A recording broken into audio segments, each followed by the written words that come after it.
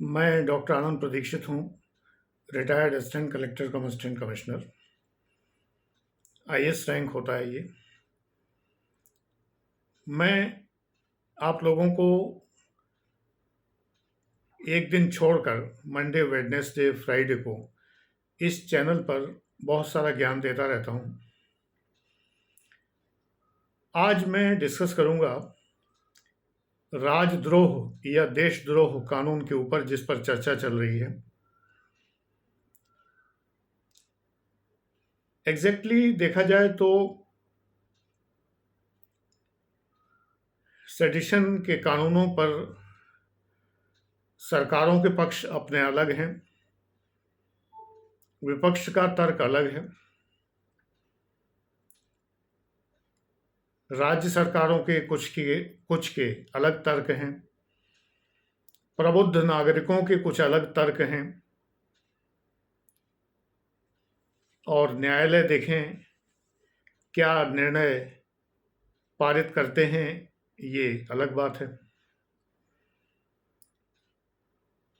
फिलहाल आप इस बीच में एक काम और करिए,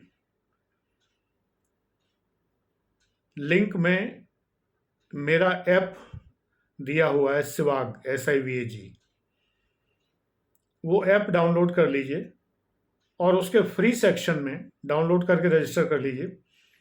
उसके फ्री सेक्शन में स्टडी मटेरियल है। स्टडी मटेरियल के सेक्शन में आपको मैं PDF देता रहूँगा, और वीडियोस के सेक्शन में, स्टडी मटेरियल में ही वीडियो का सेक्शन है, उसमें आपको how to start, books, syllabus और बहुत सारी चीज़ें, सिलेबस वाइज टॉपिक्स अभी भी पड़े हुए हैं और आगे भी मिलते रहेंगे। एक बैच मैंने स्टोर पे लॉन्च किया है। वैसे तो मेरे बैचेस 9 तरह के बैचेस हैं। आप 9540497415 9540497415 पर व्हाट्सएप करके पता कर सकते हैं। स्टोर सेक्शन जो ऐप का है, उसमें एक बैच अभी है जो टेस्ट सीरीज का बैच है, जिसके बारे में एक अलग वीडियो में बना चुका हूँ। उसका भी सीधा लिंक आपको मैं दे रहा हूँ, डायरेक्ट वहाँ पर जा सकते हैं और 4000 के डिस्काउंट के साथ 11,000 रुपये पे करके बैच में शामिल हो सकते हैं। तो राजद्रोह समझने के पहले ज़रूरी ये है जानना कि कई चीज़ें अलग अलग होती हैं।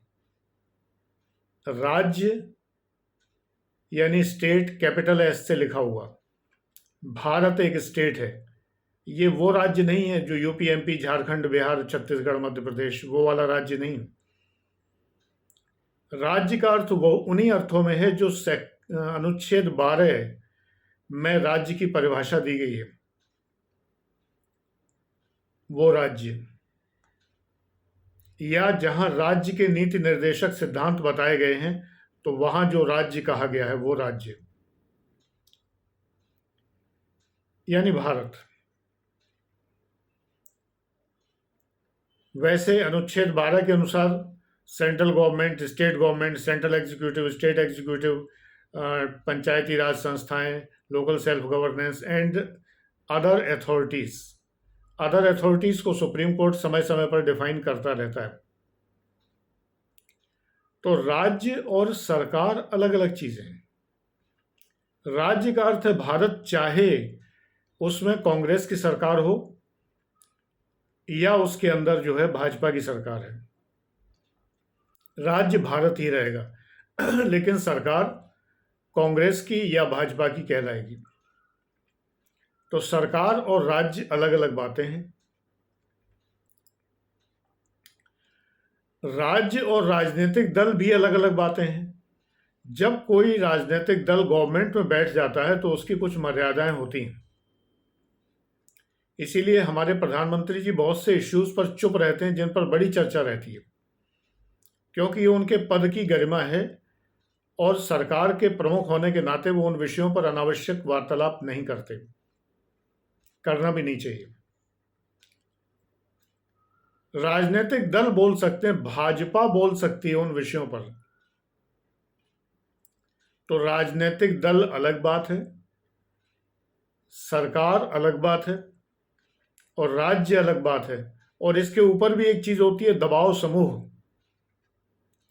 जैसे कि आरएसएस भाजपा के पीछे का दबाव समूह है, प्रेशर ग्रुप, इंटरेस्ट ग्रुप, प्रभावक समूह, इन्फ्लुएंसर ग्रुप, ये अलग बात है। देश में तब गड़बड़ होने लगता है जब इन चारों बातों को एक समझा जाने लगता है। किसी ने आरएसएस के खिलाफ कुछ कह दिया, उसको अरेस्ट कर लिया जाए।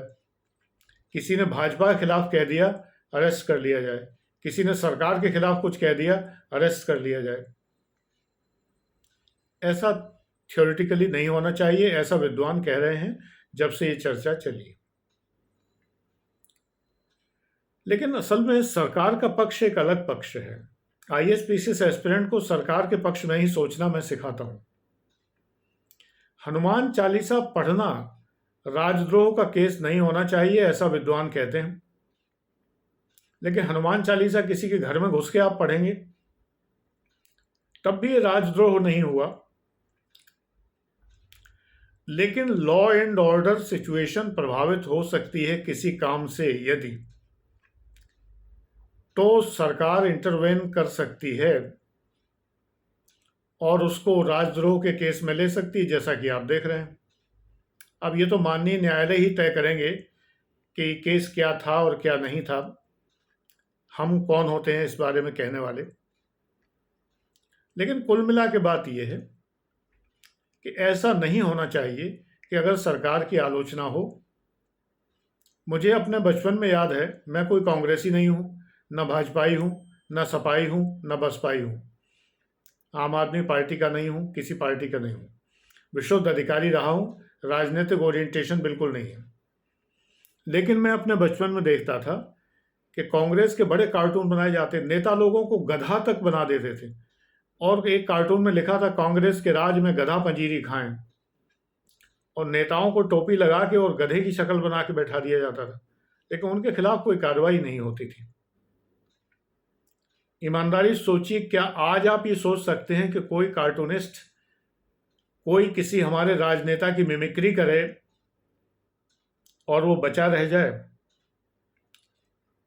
नहीं बच सकता ना। यहां तो लॉ एंड ऑर्डर का प्रश्न भी नहीं पैदा हो रहा, लेकिन फिर भी लोग जेल जाते हैं।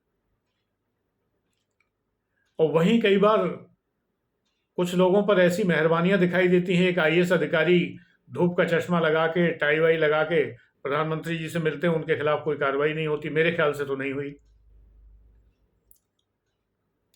जबकि ये अभद्रता है। धूप का चश्मा लगाना एक अभद्रता मानी जाती है बड़े अधिकारी के सामने, क्योंकि ये जरा टशन का प्रतीक है, थोड़ा फैशन का प्रतीक है। बड़े अधिकारियों के सामने इस तरह नहीं मिलते हैं, और वो भी देश के प्रधानमंत्री के सामने। और वहीं किसी ने अगर आवाज का मजाक बना दिया तो उसके खिलाफ कार्रवाई हो जाती है। ऐसा विद्वान कहते हैं कि ये नहीं होना चाहिए। मैं तो कुछ बोल नहीं रहा, मैं तो बस सिर्फ जो विद्वान कह रहे हैं वही बता रहा हूं। तो आप लोगों को जो आईएएस एस्पिरेंट्स हैं उनको ये ध्यान रखना चाहिए कि जब कभी ऐसे मामलों में, जैसे हनुमान चालीसा पढ़ने पर राजद्रोह का केस लग जाए किसी के ऊपर, तो ये हनुमान चालीसा पढ़ने पर नहीं लगता है। ये हनुमान चालीसा पढ़ने के कारण दो संप्रदायों में विद्वेष पैदा हो सकता है, और वो जानबूझकर ऐसे स्थान पर पढ़ा जा रहा हो, उकसाने की कार्रवाई की जा रही हो, इंस्टिगेशन इन्वॉल्व हो, तब ऐसे में राजद्रोह की बात बनती है। अब इसी बात पर न्यायालय में, माननीय सर्वोच्च न्यायालय में केस चल रहा है। वीडियो अपलोड होने तक कुछ ना कुछ आगे आया होगा। फिलहाल कहा गया है कोई एफआईआर दायर न की जाए। ये वीडियो मैं 11 मई को बना रहा हूँ, आपके सामने ये 13 मई को उपस्थित होगा वीडियो। हो सकता है 2 दिन में कुछ और बातें आगे आएं। ये आईपीसी की धारा 124A बड़ी सेंसिटिव है और बड़ी विवादास्पद है। इस पर चर्चा होनी चाहिए, पुनर्विचार होना चाहिए, और राजद्रोह का पुराना कानून खत्म होना चाहिए, ऐसा सभी प्रबुद्ध विचारक मानते हैं। तो मैंने आपको व्यूज़ बताए, वास्तविकताएं बताई। अब वीडियो को अनावश्यक 15 मिनट खींचने का कोई औचित्य नहीं है। Thank you.